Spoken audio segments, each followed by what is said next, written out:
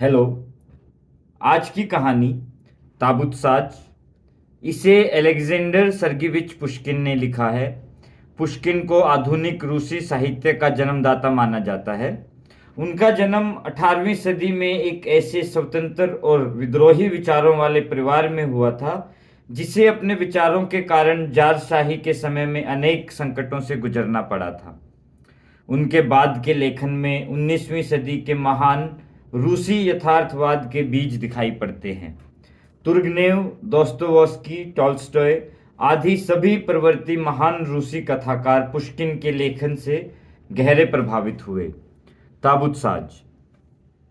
ताबूत साज अद्रियान पोखरोव की घर गृहस्थी का आखिरी सारा सामान मुर्दे ले जाने वाली गाड़ी पर लाद दिया गया और मरियल से घोड़ों की जोड़ी ने बस मान्या गली में निकित्स्किया गली तक का, जहां ताबूत साज अपने पूरे घर बार के साथ जा बसा था, चौथी बार चक्कर लगाया। उसने दुकान का ताला बंद किया, दरवाजे पर यह तख्ती लगाई कि यह घर बिकाऊ है, भाड़े पर भी चढ़ाया जा सकता है, और पैदल ही अपने नए घर की तरफ चल दिया। पीले रंग के इस छोटे से घर के निकट पहुंचने पर, जो एक अरसे से उसके दिल में जगह बनाए हुए था और जिसे उसने खासी बड़ी रकम देकर खरीदा था, उसे इस बात की हैरानी हुई कि उसका दिल खुशी से तरंगित नहीं हो रहा है। अनजानी अपरिचित दहलीज को लांघने पर जब उसने अपने नए घर में सभी और गड़बड़ देखी, तो पुराने और टूटे फूटे घर को याद करके, जहां 18 वर्ष तक उसने कड़ी व्यवस्था बनाए रखी थी, गहरी सांस ली। उसने अपने दोनों बेटियों और नौकरानी को बहुत धीरे धीरे काम करने के लिए बुरा भला कहा और खुद उनके काम में हाथ बटाने लगा। जल्द जल्द ही सब कुछ ढंग से सज गया। देव प्रतिमा, चीनी के बर्तनों की अलमारी, मेज, सोफा और पलंग, इन सब के लिए पिछले कमरे के कोनों में स्थान बना दिए गए, और रसोई घर तथा मेहमान खाने में मालिक के हाथों की बनी चीजें, सभी रंगों और आकारों के ताबूत तथा मातमी टोपियां, लबादों और मशालों से भरी हुई अलमारियां टिका दी गई। दरवाजे पर एक साइन बोर्ड लटका दिया गया था, जिस पर हाथ में उल्टी मशाल लिए आमूर, आमूर का मतलब कामदेव है, किंतु जब उसके हाथ में उल्टी मशाल हो तो वह यमदूत या मृत्यु का प्रतीक होता है।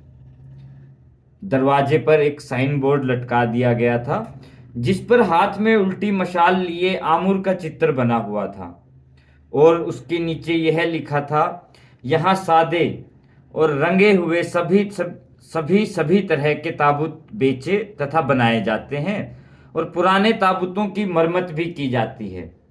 ताबूत साज की बेटियां अपने कमरे में चली गई।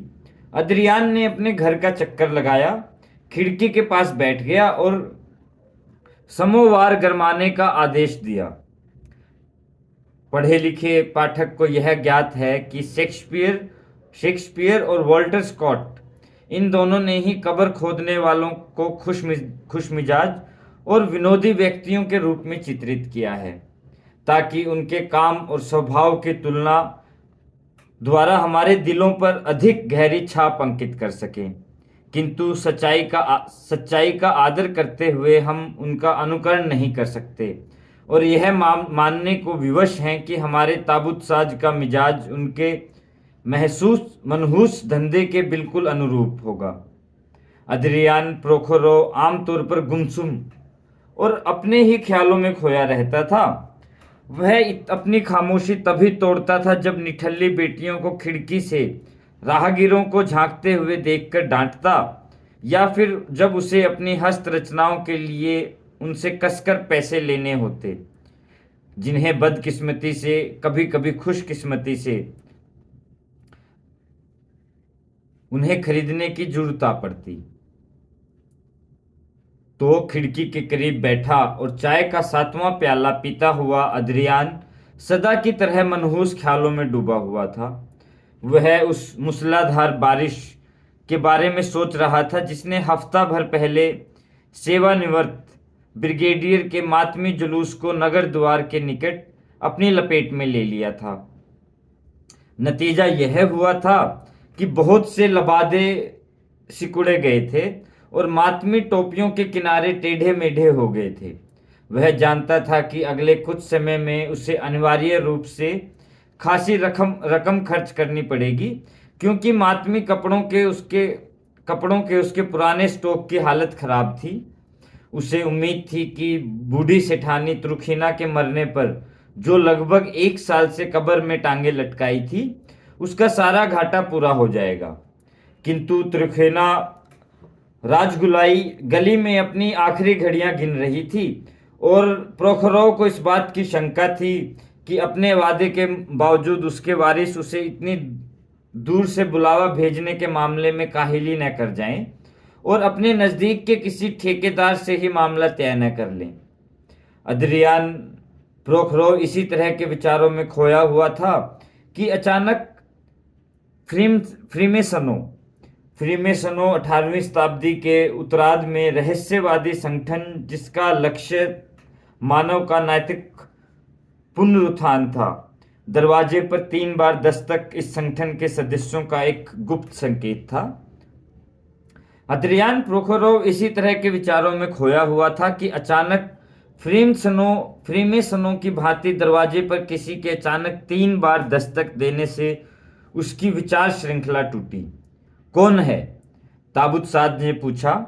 दरवाजा खुला और एक ऐसा व्यक्ति भीतर आया जिसे देखते ही पता चलता था कि वह एक जर्मन कारीगर है। वह प्रफुल्ल मुद्रा में ताबूतसाज के निकट आया। मेरे कृपालु पड़ोसी, मैं माफ़ी चाहता हूँ, उसने ऐसी अटपटी रूसी भाषा में कहा जिसे सुनकर हम आज भी हंसे बिना नहीं रह सकते। माफ़ी चाहता हूँ कि आपके काम काज में खलल डाल दिया, लेकिन मैं आपके साथ जल्दी से जान पहचान कर लेना चाहता हूँ। मैं मोची हूँ, मेरा नाम गोल्तिब शुल्त्ज है। मैं मोची हूँ और मेरा नाम गोल्तिब शुल्त्ज है और गली पार आपके सामने वाले घर में रहता हूँ। कल मैं अपने विवाह की रजत जयंती मना रहा हूँ और आपसे तथा आपकी बेटियों से अनुरोध करता हूँ कि मित्र के नाते मेरे यहाँ खाना खाने आएं। निमंत्रण सहर्ष स्वीकार कर लिया गया। ताबूतसाज ने मोची से बैठने और चाय का प्याला पीने को कहा। गोल्तिब शुल्त्ज की मिलनसार तबीयत की बदौलत जल्द ही दोनों घुल मिलकर बातें करने लगे। आपका काम धंधा कैसा चल रहा है? अद्रियान ने पूछा। अजी क्या कहा जाए, शुल्त्ज ने उत्तर दिया। अजी क्या कहा जाए, कभी अच्छा और कभी बुरा। शिकवा शिकायत नहीं कर सकता।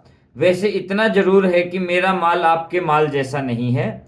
जिंदा आदमी जूतों के बिना काम चला सकता है, मगर मुर्दे का तो ताबूत के बिना गुजारा नहीं। 16 आने सही बात, अद्रियान ने सहमति प्रकट की। 16 आने सही बात, लेकिन अगर जिंदा आदमी के पास जूते खरीदने के पैसे नहीं तो गम की कोई बात नहीं, नंगे पांव ही काम चला लेता है। मगर भिखारी को ताबूत मुफ्त ही मिल जाता है। तो इस तरह थोड़ी देर तक उन दोनों के बीच कुछ और बातचीत चलती रही। आखिर मोची उठा। उसने अपना निमंत्रण दोहराया और ताबूतसाज से विदा ली।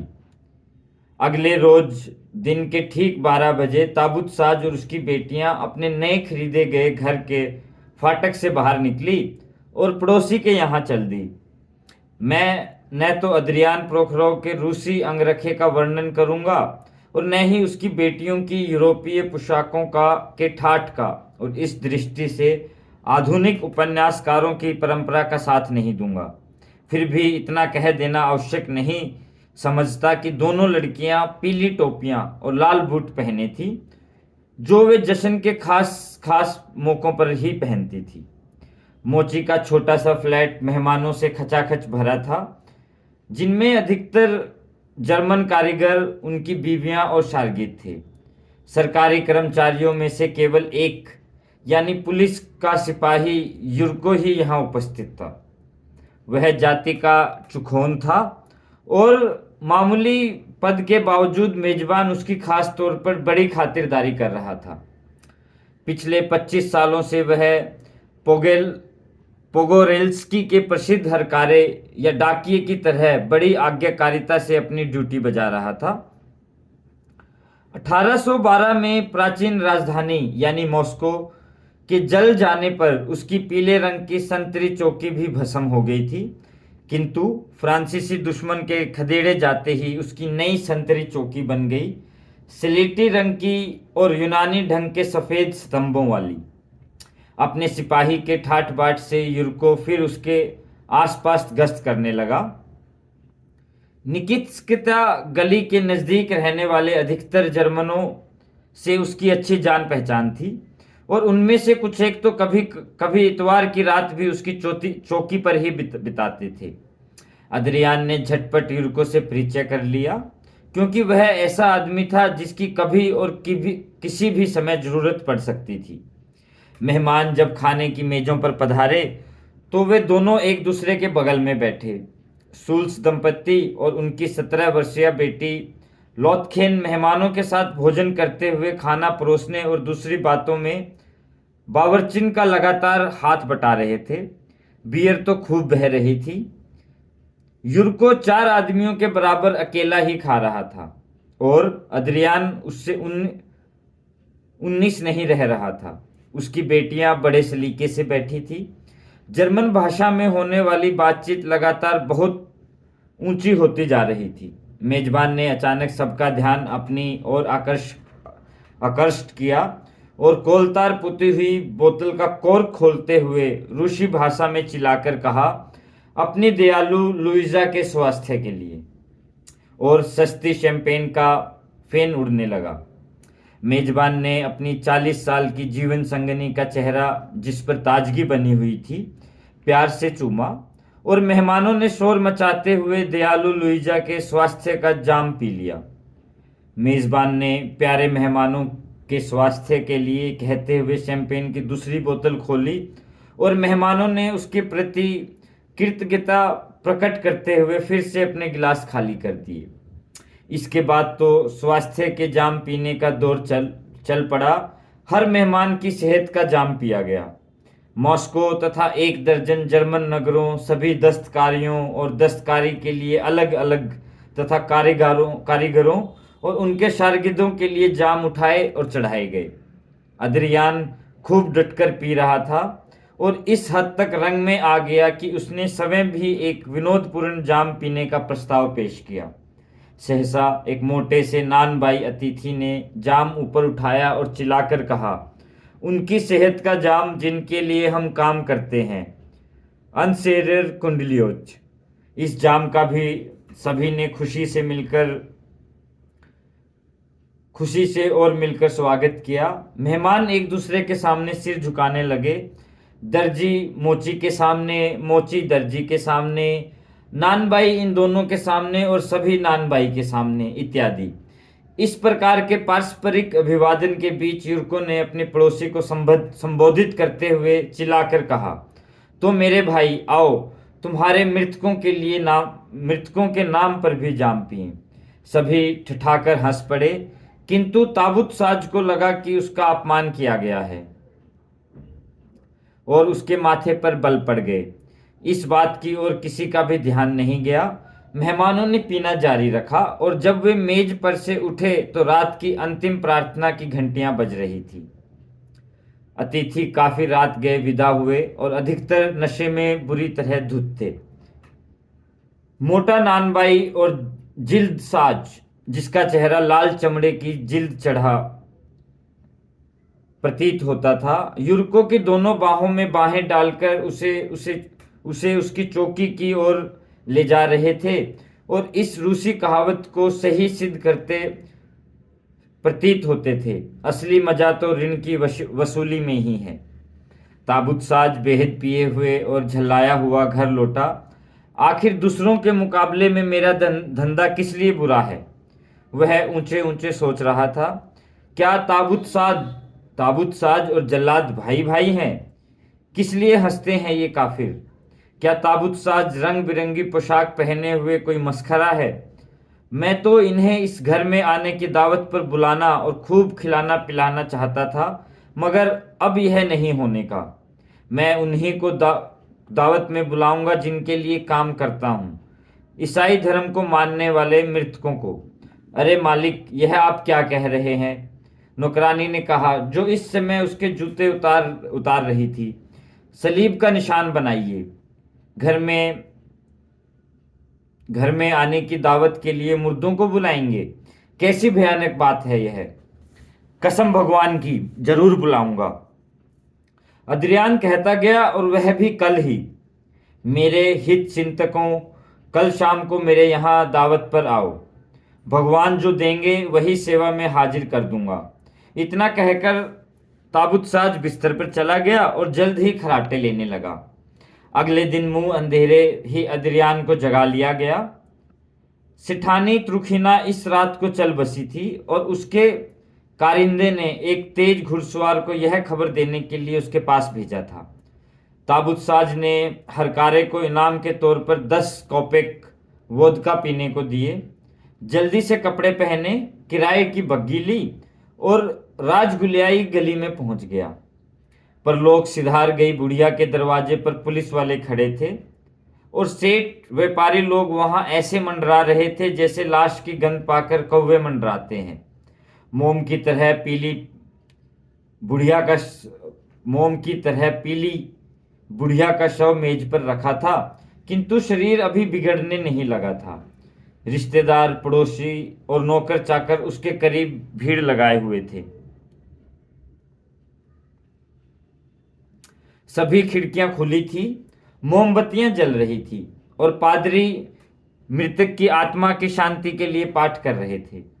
अद्रियान मृतक के भांजे के पास गया, जो फैशनदार फ्रॉक कोट पहने जवान व्यापारी था, और उसे यह बताया कि ताबूत, मोमबत्तियां, कफन और मातम की बाकी सारी चीजें भी अच्छी हालत में फौरन पहुंचा दी जाएंगी। वारिस ने बेध्यानी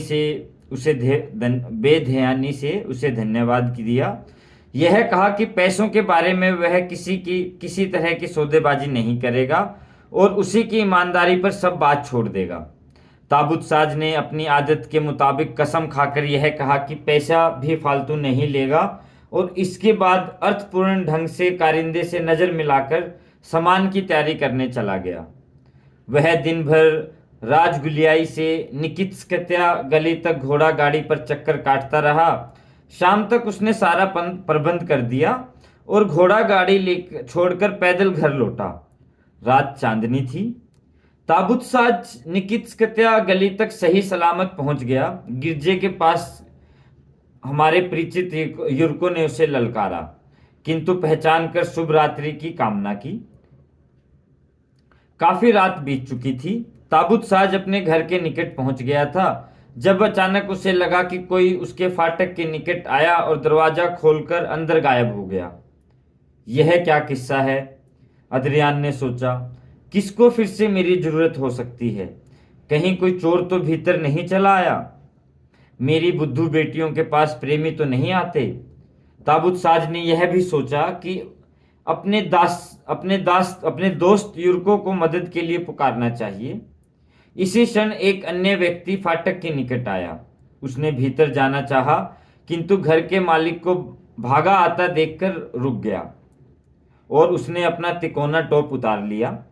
अद्रियान को उसका चेहरा परिचित सा प्रतीत हुआ, किंतु उतावली के कारण वह उसे बहुत ध्यान से नहीं देख पाया। आप मेरे यहाँ आए हैं? अद्रियान ने हाँफते हुए पूछा। कृपया पधारिए, भीतर चलिए। आप औपचारिकता के फेर में नहीं पड़े? आगंतुक ने दबी घुटी आवाज में जवाब दिया। मेहमानों को रास्ता दिखाते हुए आगे आगे चलिए। अद्रियान के पास औपचारिकता के फेर में पड़ने का समय ही नहीं था। घर का फाटक खुला हुआ था। अद्रियान आगे आगे और उसका अतिथि उसके पीछे पीछे चल दिया। अद्रियान को ऐसा लगा मानो उसके कमरों में लोग चल फिर रहे हों। यह क्या माजरा है, उसने सोचा और जल्दी से कदम बढ़ाता हुआ भीतर गया। वहां उसकी टांगें लड़खड़ा गई। कमरा प्रेतों से भरा हुआ था। खिड़की में से छनती हुई चांदनी उनके पीले और नीले चेहरों, सिकुड़े टेढ़े होठों, धुंधली अंधमुंधी आंखों और उभरी हुई नाकों को रोशन कर रही थी। खिड़की में से छनती हुई चांदनी उनके पीले और नीले चेहरों, सिकुड़े टेढ़े होठों, धुंधली अंधमुंदी आंखों और उभरी हुई नाकों को रोशन कर रही थी। अद्रियान ने दहलते दिल से इन प्रेतों के रूप में उन लोगों को पहचान लिया जो उसके योग सहयोग से दफनाए गए थे, और उसके साथ आने वाला मेहमान तो वह ब्रिगेडियर था जो मूसलाधार बारिश के वक्त दफनाया गया था। इन सभी स्त्री पुरुषों ने अद्रियान ताबूत साज को घेर लिया और सिर झुकाकर वे उसका अभिवादन करने लगे। किस्मत का मारा केवल एक ही, जो कुछ समय पहले मुफ्त दफनाया गया था, मानो अपने चिथड़े को छुपाता और शर्म से गड़ा जाता हुआ एक कोने में चुपचाप खड़ा था। उसे छोड़कर बाकी सभी बढ़िया कपड़े पहने थे। महिलाओं के सिरों पर रिबन वाली टोपियां थी।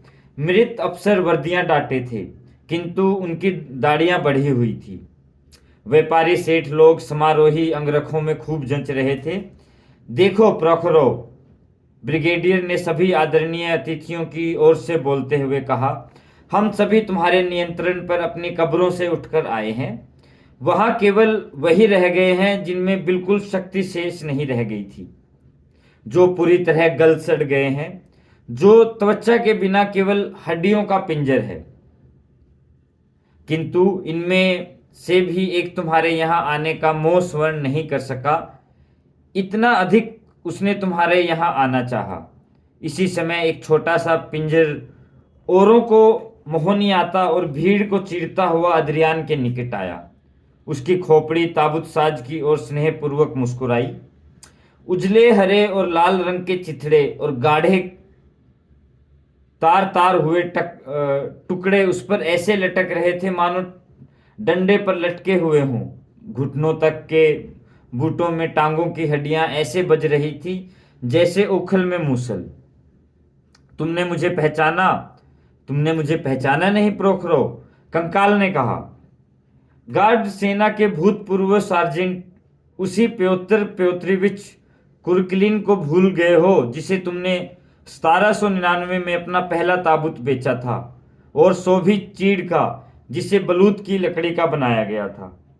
इतना कहकर उसने अद्रियान को अपनी बाहों में भरने के लिए अपनी कंकाली बाहें उसकी ओर फैला दी, किंतु अद्रियान अपनी सारी शक्ति बटोरकर चिल्ला उठा और उसने उसे परे धकेल दिया। प्योतर पेत्रोविच लड़खड़ाया, गिरा और हड्डियों का ढेर बनकर रह गया। मुर्दों में गुस्से की लहर सी दौड़ गई। सभी अपने साथी की इज्जत की रक्षा के लिए डट गए। अद्रियान को भला बुरा कहने और डराने धमकाने लगे। बेचारे मेजबान के होश हवास गुम हो गए। इनकी चीख चिल्लाहट से बहरा और इनके द्वारा लगभग कुचला हुआ मेजबान बिल्कुल घबरा गया। खुद गार्ड सेना के भूतपूर्व सार्जेंट की हड्डियों पर गिर गया और बेहोश हो गया। सूरज की किरणें ताबूत साज के बिस्तर को कभी कभी की आलोकित कर रही थी।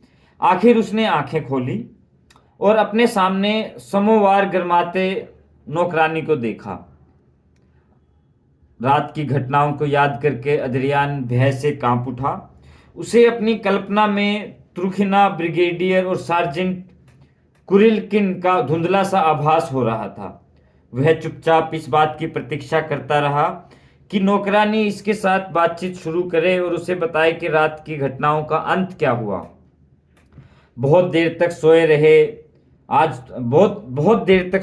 आज तो आप, अद्रियान पोखरोविच, मालिक को गाउन देते हुए नौकरानी अक्सिनिया ने कहा। पड़ोसी दर्जी भी मिलने के लिए आ चुका है। हमारे हल्के का पुलिस वाला भी यह बता गया है कि आज इंस्पेक्टर का जन्मदिन है, मगर आप सो रहे थे और हमने यह ठीक नहीं समझा कि आपको जगाएं। भगवान को प्यारी हो गई त्रिखना के यहाँ से कोई आया था क्या? भगवान को प्यारी हो गई त्रिखना? क्या वह मर गई? कैसी उल्लू हो तुम भी।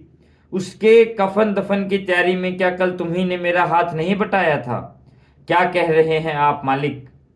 कहीं आपका दिमाग तो नहीं चल निकला? ये कल के नशे का खुमार अभी तक बाकी है। कल किसी को दफनाया ही कब गया था? आप दिन भर जर्मन के यहाँ दावत के मजे लूटते रहे। नशे में धुत होकर घर लौटे, बिस्तर पर ढह पड़े और अब तक सोते रहे। गिरजे में प्रार्थना की घंटियां भी कब की बज चुकी। अरे सच, ताबूत साज ने खुश होकर कहा। बिल्कुल सच, नौकरानी ने जवाब दिया। अगर ऐसा ही है तो झटपट चाय दो और मेरी बेटियों को भी बुला दो। Thank you so much. और इसका अनुवाद मदन लाल मधु ने किया है।